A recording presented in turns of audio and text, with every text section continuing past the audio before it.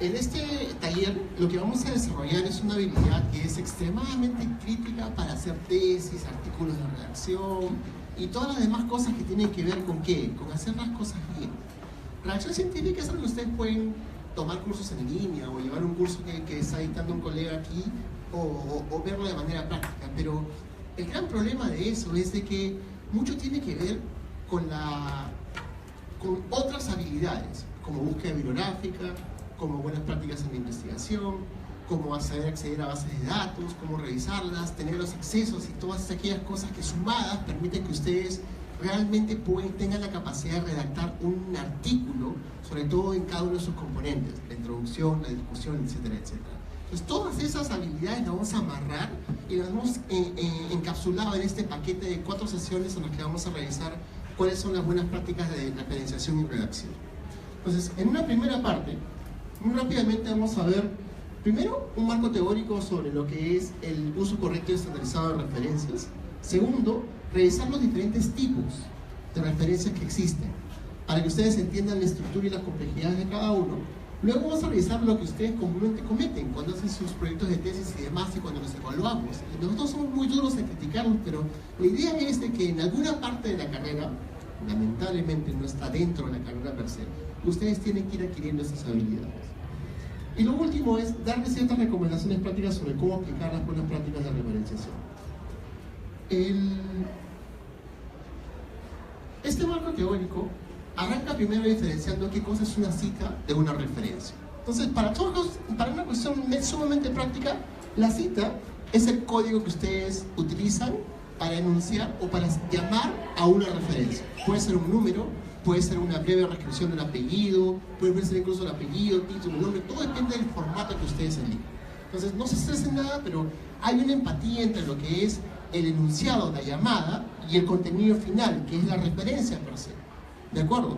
Esta referencia tiene un montón de complejidades dependiendo de qué tipo de referencia sea, o qué paquete utilicen, o qué formato utilicen.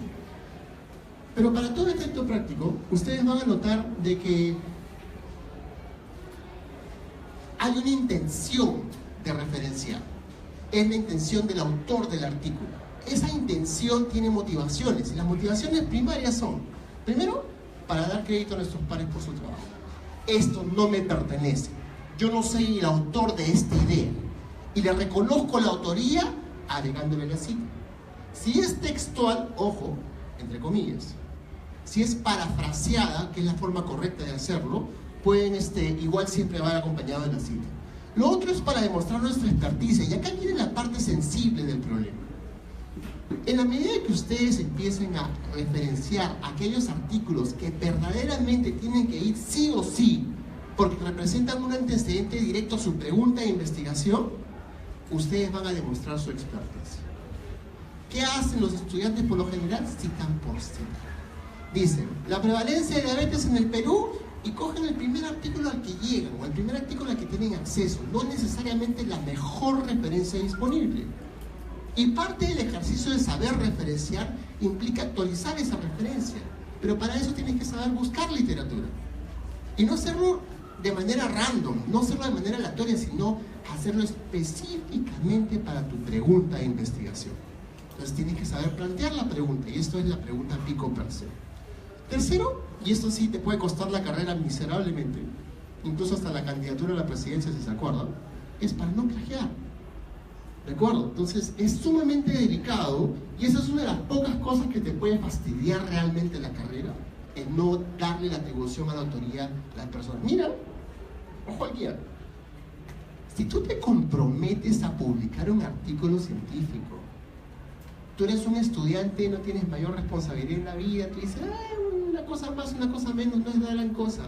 Pero por A o B, el senior que te acompaña no te supervisa bien, porque valora mucho su tiempo, porque es la mermelada, o por último hace el trabajo a la volada y no pone, y solamente, oye, ponme como coautor. Ponme como coautor. El hecho simple de no citar un numerito y no reconocer la autoría de otro autor en un artículo que sale publicado, multiplicado por la cantidad de ediciones que tiene ese número de esa revista, te jode la vida. en el término correcto del uso del español. Te quitan el título académico solo por no saber referencia.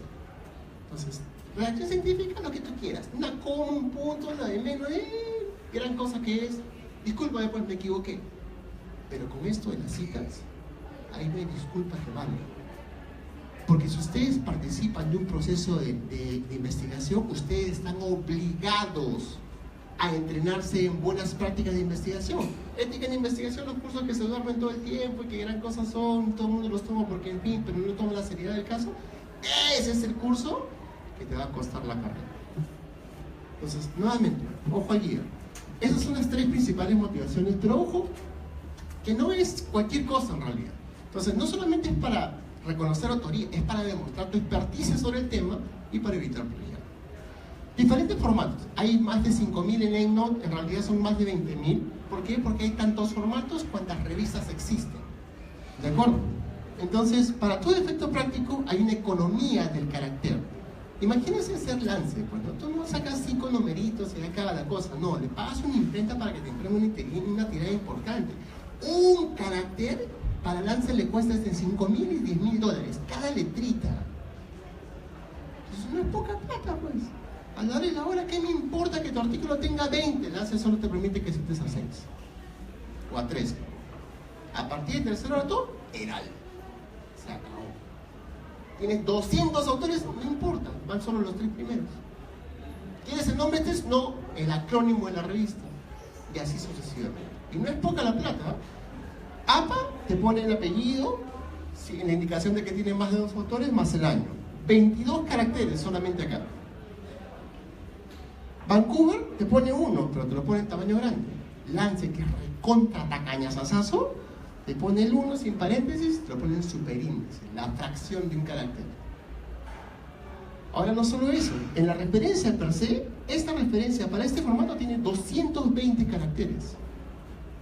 Si lo formateas como Vancouver, tiene 200, te ahorraste de gasto. Si eres recontra tacaño como Lance, 160. Pues hay cierta economía en carácter que ustedes tienen que aprender a entender por qué es tan importante y sobre todo respetar la estructura. Pero no solamente eso, sino que hay cierta historia detrás y todo va de la mano. La medicina basada en evidencia, las guías Consor, las guías de randomización, el Congreso de Vancouver, bendito, que sacó el estilo que nadie conoce, cómo se setea. Pero para todo efecto práctico existe una historia detrás que ustedes solo tienen que acordar de este pequeñísimo detalle. Que Vancouver es una ciudad y normalmente la ciudad le otorga el nombre a los congresos. Hubo un congreso en ese año, en 1991, en la que era un caos total. La gente formateaba las referencias como se le daba la regalada gana, a veces le ponían todos los autores, a veces no, a veces iba el número en la página, a veces no, y al final dijeron, ¿sabes qué? Vamos a poner orden en la casa. Me llamas a los principales editores de la revista, me lo juntas y que saquen un consenso. No de cómo lo van a hacer todos igualitos, sino qué es lo mínimo de información necesaria que se requiere para construir una referencia. Miren la pregunta. Ahora viene el mentadito de BMJ, viene el mentadito de Harvard, el de Oxford, se sientan y anda, que lleguen a un consenso, pues. Todo el mundo quiere, ya, hazlo como yo, pero y si le quitas algo, le pones algo, ¿cómo llegas al consenso del grupo? Entonces, ¿qué hicieron estos niños? Básicamente publicaron el primer documento de consenso con respecto a cuál es la estructura de una referencia científica. ¿Cuál es la estructura genérica? Primer autor. Toda referencia tiene que darle la autoría al primer autor. Listar a los coautores. No me importa si lo listas a todos. Dame una idea clara que tiene coautores y que no es el trabajo de uno. ¿Ok? Título, completito. No me omites ningún solo carácter. Nombre de la revista, en acrónimo, en extenso. ¿Es de Lancet o Lancet? Depende de qué formato utilices. Año, volumen, el número no es necesario porque depende del estilo de la revista. Hay revistas que en el volumen del año te numeran la página 1 y en el último número es la página 5.000 y pico. Hay otras que empiezan a renumerar por número, ahí sí tienes que setear la página. Entonces, volumen, número y página depende de qué revista sea, pero para el consenso del grupo bastaba con el volumen. Página de inicio, página final y se acabó. Entonces, para todo efecto práctico, la forma cambia, por eso el formato cambia, pero la estructura se respeta. porque hay un consenso de grupo que dice que eso es lo mínimo que ustedes, la mínima información que ustedes tienen que utilizar. Entonces, ¿cuántos tipos de referencia hay? Un montón. Pero ojo al guía. Cuando ustedes, si son curiosos, abren su EIN o tu Zotero, tu gestor de referencias, te vas a la configuración de estilo, hay una nomenclatura. Al igual que como ustedes no pueden poner género y especie de una bacteria como se les dé la gana, sino que tiene que ser con la B mayúscula del género, empezar la especie con minúscula y todas en cursiva, igualitos acá. Esta es la estructura genérica de una referencia. Y mire el código. Para efectos de los que saben codificar en computadora, captan esto inmediatamente. Pero separemos la idea. Tienes al autor, al título, un espacio, un condicional para ver si hay autores secundarios, en el caso de libros, etcétera, el editor o los editores. El título secundario se está citando la parte de una referencia o no, dónde fue publicado, quién lo publicó, en qué año y las páginas. Esa es la estructura genérica. Va a cambiar dependiendo del tipo, pero capten la idea con respecto a cómo se configura el código para una referencia per se.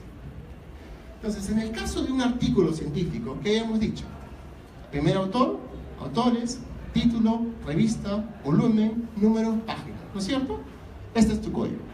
Autor, punto. Título, punto. Revista, punto. Ojo al día, el separador de autores con respecto al separador de título y de revista, ¿cuál es? Punto. Año, volumen, condicional, sí o si quieres, el número y las páginas. Esta es una referencia en la cual ustedes van a ver, dependiendo de cómo, de dónde fue publicado la revista, y empiezan los problemas. ¿Qué haces con un artículo en español? ¿Lo traduces o no lo traduces? Depende, pues. Si vas a publicar una revista en inglés, tienes que traducir el título. ¿Y cuál es el indicador de que el título original estaba en otro idioma? El corcheto. Ay, Antonio, ya empezamos con los detalles. Sí, pues esos son los detalles que cuentan. Para todo efecto práctico, si ustedes van a publicar en una revista en español, la gente no suele traducir los títulos de las revistas en inglés, pero debería. Y depende mucho de la revista per se. La revista INS no te lo exige. En general las revistas peruanas no lo exigen. Hay revistas españolas y otras que sí te lo exigen. ¿Por qué? Porque su público es hispanohablante. O publicas en francés, te van a exigir que traduzcan los títulos a francés. En el caso del inglés es la excepción porque es el idioma de la ciencia. ¿De acuerdo? Entonces, la única excepción a la regla para traducir o no traducir títulos, ¿cuál es? De que estén en inglés. Entonces, en consenso, en general, los editores aceptan que uno cite los títulos en inglés sin necesidad de traducirlos. Si están en árabe o en otro idioma, sí te van a obligar a traducirlos. ¿De acuerdo? Entonces, ese es uno de los detalles de la referencia. Ahora, libros, secciones de libros. La misma historia. Hay una estructura básica y ustedes tienen que aprender a llenarla. ¿Y por qué es tan importante aprender a la estructura? Porque ustedes, por lo general, van a querer citar un libro y el bendito libro no está en ninguna base de datos para que importen la referencia complejita. ¿Y qué pasa si ustedes se olvidan un componente de esa referencia per se? Generan una referencia incompleta. Una referencia incompleta es no verificable. Y si la referencia no es verificable y estás citando algo que no es de la autoría del autor, ¿qué estás haciendo? Estás plagiando. Entonces, la idea de colocarles el código en el formato correcto es esa particularmente. Pero ustedes en algún momento van a estar obligados a crear la referencia y esas son las estructuras que tienen que respetar. Rápidamente, las más utilizadas: artículos, tesis, actas de congreso. Ojo con los actas de congreso. Para todo efecto práctico tienen que ir, si fue presentado como presentación oral o como póster, dónde, en qué congreso, la ciudad y la fecha. Eso es todo. Ahora, ustedes son estudiantes, pero ustedes no van a tener 200 papers y un abstract, todo lo contrario, van a tener 200 abstracts y un paper. Entonces, con mayor razón para que aprendan a formatear las referencias y colocarlas en sus currículums, que es la parte más interesante. Todos los pósters que están presentando en este congreso en particular tienen que tener esa estructura para cuando lo citen en sus currículums. ¿De acuerdo? Ojo al guía. ¿Cuál es la recomendación que le damos a ustedes cuando los invitamos a publicar? Que presenten los resultados preliminares, los resultados finales en un congreso. ¿Por qué? Porque es un 2x1, pues. Es más, tienes hasta 3x1 si lo quieres. Te ganas el financiamiento para el congreso, beca. Vas a tus awards, beca para asistir al congreso, no sé cuántito, no sé cuántito. abstract presentado, como póster o como presentación oral. Si lo llegas a publicar, el artículo. Y un solo porrazo, tu currículum que está en blanco, ya te llenas 3 secciones del documento proceso. Entonces, aprovechen siempre y siempre citen sus abstracts hasta que tengan publicaciones. Artículos de periódicos, reportes de instituciones como la OMS, etc. Artículos en online, páginas web, patentes, revistas no revisadas por pares, mapas, material audiovisual, etc. Pero acá vamos a la carnecita del asunto. ¿Cuáles son las típicas metidas de pata en términos de referenciación? La primera, que violan la integridad de los datos. O falsificas, o fabricas, o lo plagias miserablemente. Citar referencias incompletas o no verificables. Te omitiste un punto de manera que cuando quieren buscar esa referencia no la encuentran, porque el título está incompleto, porque los autores no están completos, porque no te pusiste el número de la revista, etcétera, etcétera. O hacer esto que ustedes hacen todo el tiempo, que es citar introducciones o discusiones. La bendita cita de citas. Nunca llegas a la fuente original, el artículo que realmente generó el dato. Lo coges de un artículo de revisión y dices, esto lo tomé de ese artículo de revisión. Y vas al artículo de revisión y resulta que viene una oración completita en la que dice la prevalencia de X de tal sitio es tanto y el numerito que te olvidaste referenciar. Citas múltiples, típico. Colocas un enunciado generalazo y le pones del 1 al 28. Y le dices, anda, revisa, varón. Típico de concurso de congreso. El 90 y pico % de los protocolos que ustedes han enviado a este congreso, ¿quién es? Citar ideas textualmente sin comillas. Y ese es el plagio más tonto que ustedes pueden cometer. Fulano de tal dijo tal, pero le puse la cita. No es suficiente, pues, porque la cita es textual, no es tu idea, ni siquiera te has tomado el trabajo de parafrasearla. ¿Qué es plagio? Ojo al guía. Intencionado o no intencionado no importa. Tu intención no importa. Si quisiste plagiar a propósito o plagiaste por descuido, no hay gran diferencia plagio y plagio. ¿De acuerdo? La apropiación de la propiedad intelectual, ideas, procesos, resultados o palabras de otro autor sin darle crédito apropiado es un plagio. ¿Cuál es la diferencia entre fabricación y falsificación? Que acá fuiste un desgraciado y la inventaste completita. No había nada y tú generaste el dato. Ahí menos te diste el trabajo de manetar. Cambiaste el valor, cambiaste la población objetivo, etcétera, etcétera.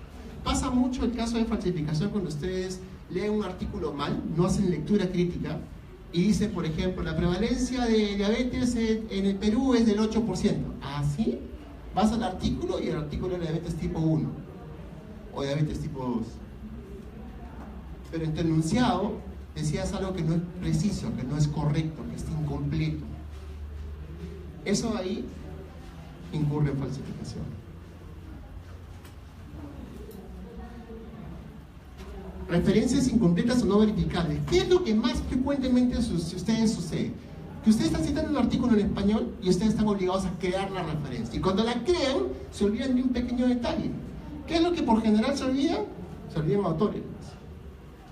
No lo citan a todos. Se olvidan, por alguna razón me extraña todo lo que va después de unos puntos o lo que fuera. No, eso ya está, el título está hasta acá nomás y obvian todo el resto del detalle del título. O se olvidan el número en revistas que realmente importa el número. Las revistas grandes por lo general todas tienen por costumbre numerar el primer artículo como página 1 del número 1 y siguen el número correlativo. Por eso llegan a páginas 1200, 1300, ¿no? Las revistas peruanas ninguna hace eso, todas empiezan a renumerar a partir del siguiente número. Hay excepciones, ojo, para todo efecto práctico no hay nada que sea blanco y negro.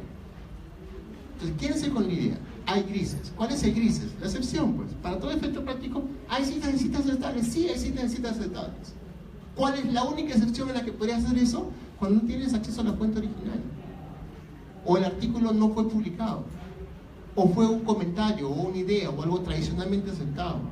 Como la típica es de que fulano de tal fue el que inventó la técnica, pero el otro la publicó. Entonces, ¿qué hace? Chapas el artículo a alguien que conoce el tema y lo citas tal cual.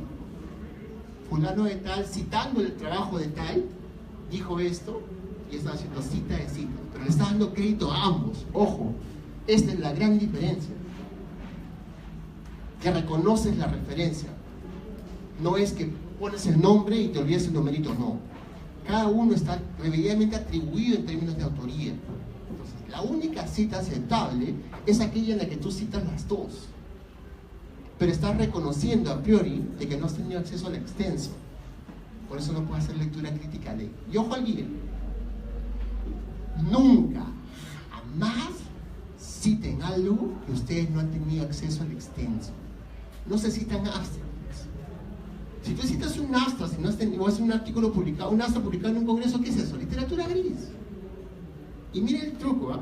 Ustedes cuando mandan un abstract a un congreso, por lo general los congresos aceptan todos. Así hayas escrito una barbaridad, y la típica de que pones como coautor a tu gato, a tu perro, sucede mucho en los congresos. Entonces, autores por fregar la vida a alguien, ponen al gato, el nombre del gato, el perro, el pececito, como coautores del artículo. Simplemente es para demostrar de que son referencias, sí son referencias, pero no son revisadas por pares. Entonces, ¿qué sucede? La gente publica cualquier cosa. Los autores serios se rayan, nosotros toman a la ligera. No, quiero ir al congreso a pasear. Mandan cualquier cosa, se van a pasear, pero eso puede salir editado, puede salir publicado en un suplemento, en un número especial de la revista a ese congreso. Y ahí es donde metes el problema. Buenas prácticas de referenciación. Primero que nada, importa la referencia. Citen artículos revisados por pares. Si ustedes citan un artículo revisado por pares, esa revista con seguridad está indexada en alguna parte. Lamentablemente, por una cuestión burocrática absurda, pésima y completamente casi criminal, el CONCITEC dejó de darle acceso al Scopus al 100% de la población peruana y lo limitó solamente a las universidades ricas que pueden pagarse su propia suscripción. ¿Qué conlleva eso? Limitación de acceso. ¿A qué puedes acceder antes si eres Universidad Nacional del interior del país? A las gratuitas nada más. ¿Cuáles son? PubMed, Cochrane. ¿Puedes entrar a Embase? No. ¿Puedes entrar a Scopus? No. ¿Puedes entrar a Web of Science? No. Mira las burbujas de distribución de referencia, estás perdiendo casi el 50% de la literatura disponible. ¿Qué estás haciendo? ¿Una revisión sistemática completa? No, pues. Es una cuestión meramente parcial. O peor aún, si tienes limitación de idioma porque no hablas inglés, y ahí se estás mirando pura literatura Google. Google Scholar y ahí no pasas. Ya, pues ya. Eres perucho. No tienes acceso a todo, caballero, tienes que crear una referencia. Encontraste la mejor que podías, ahora ¿cómo la creas? ¿Qué hemos dicho? Estructura, ¿no es cierto? Mínima información disponible necesaria para identificar una cita como referencia única e indubitable, que no se pueda confundir con otra. Entonces tiene que llenar todos los campos que son mínimos. Tú es un campo de una nueva referencia en Eno, en Esoteric, te salen como 400 cosas para llenar. ¿De qué tienes que acordarte? De que hay información mínima. Y esa de ahí, llenarla una por una. Típico, ¿eh? Artículo de revista que no está indexada y tú quieres citarla. La típica de las revistas peruanas. Eno, para reconocer un autor, tiene un formato. ¿Cuál es el formato? Apellido. Los peruanos tenemos dos apellidos. Yo soy Quispe Gutiérrez. Para definir mi nombre científico, tuve que invitar a la señora a mi mamá, disculparme con ella y decirle: viejita, te amo, te adoro, pero nunca más vuelvo a usar tu apellido. Imagínate la cara que me puso mi madre luego de haberme cargado por 9 meses, yo que no era nada ligerito. Que su hijo le diga que cuando sale publicado su nombre, no va a usar su apellido. Agárrate, varón. Y encima le dije que era agnóstico el mismo día, casi me bota de la casa. Entonces, ustedes tienen que decidir a priori cuál va a ser su nombre científico. Hay alternativas. Por ejemplo, yo pude haber sido Quispe-Gutiérrez. Pero anda, explícale el cuentazo a un gringo que Gutiérrez se escribe con tilde y con Z. No hay forma, es sumamente difícil. Entonces ustedes tienen que definir. Mi consejo es, pierdan el segundo apellido. Los gringos no tienen segundo apellido. La forma como se diferencian unos de otros es mediante el segundo nombre. Entonces, primer apellido, si vamos a usar el iPhone, el guión, segundo apellido, pero lo que limita el nombre y los apellidos es la coma. El espacio vacío separa el inicial de tu primer nombre y el segundo. Y lo que le dice al programa que esto es una inicial diferente de otra, puede ser compuestos, Junior por ejemplo, es el punto. Si te olvidas de eso, sale cualquier cosa. Antonio, pero si el artículo es de la OMS, depende de dónde lo vas a publicar. Ojo al guía, si la cita es alfanumérica, ni te preocupes. Pero si la cita es una abreviatura, y en la cita tiene que aparecer WHO, 2000X del año de nacido publicado, ahí sí tienes que formatear como si el autor fueran las iniciales de esa institución. Entonces todo depende de dónde vayas a publicar, en qué formato y qué información mínima requieren para poder crear esa situación. Entonces, ¿cómo crearías el autor WHO? Pregunta de examen, casi la pongo, pero no, era muy maleada. ¿Cómo creerían ustedes? Mira, ojo al día, ponte a pensar. Yo sería Quispe, coma, espacio, a, punto, espacio, m, punto. ¿Qué le estoy diciendo al programa? ¿Cuáles son mis apellidos y mis nombres? Y aparece en mi citación, Quispe, 2014, digamos. ¿Cómo harías para setear y que aparezca ahí WHO 2014? Alternativas. W.H espacio H punto espacio O punto espacio. ¿Qué saldría si coloco eso?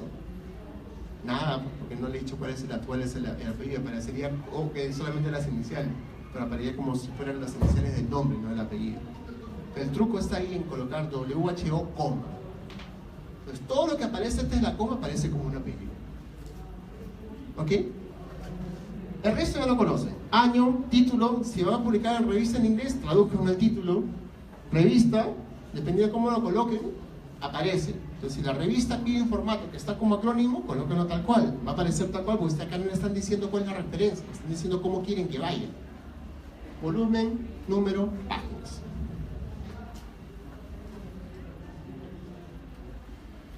Segunda buena práctica en referenciación.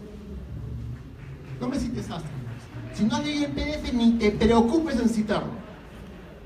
¿Qué le hago yo a todos mis mentoreados? Pásame tu ENO. ¿Cuántas citas tienes? ¿Cuántos PDFs tienes? ¿Tienes 20 citas? Quiero ver 20 PDFs en tu librería. ¿Cómo hacen lectura crítica de una referencia si no has leído el PDF? No puedes. Pero ojo, nuevamente, acuérdense. El autor senior que publica con ustedes se juega su reputación en su carrera. Entonces tú no puedes tomarte a la ligera el hecho de verificar que tu estudiante cite adecuadamente las cosas. ¿Por qué creen que estoy dictando este curso? Porque es grave, es un problema institucionalizado.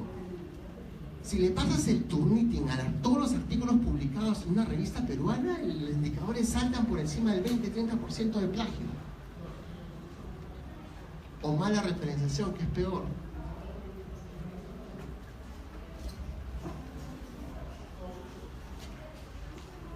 Ojo, cuando yo les enseño a referenciar, quiero ver que ustedes traten la referencia con el mismo esfuerzo y pónganse a pensar, ese tipo que publicó eso ha pasado por toda la decaída con la que tú estás pasando ahorita. Entonces, no seas tan ligero de citar cualquier cosa, pues sácale el jugo, demuéstrale al lector que realmente has leído el artículo. Entonces, ¿qué quiero que hagas? Que hables de manera cuantitativa. No me pongas, la prevalencia de diabetes en el Perú es alta. ¿Qué miércoles es alta? Completamente relativo, no tengo ni idea de qué para ti, lo que falta para ti, para mí no es alta. La malaria en Perú es un problema de salud pública, ¿así? ¿Cuántos se mueren por malaria en el Perú al año? ¿Cuántos se mueren por malaria en el África al año?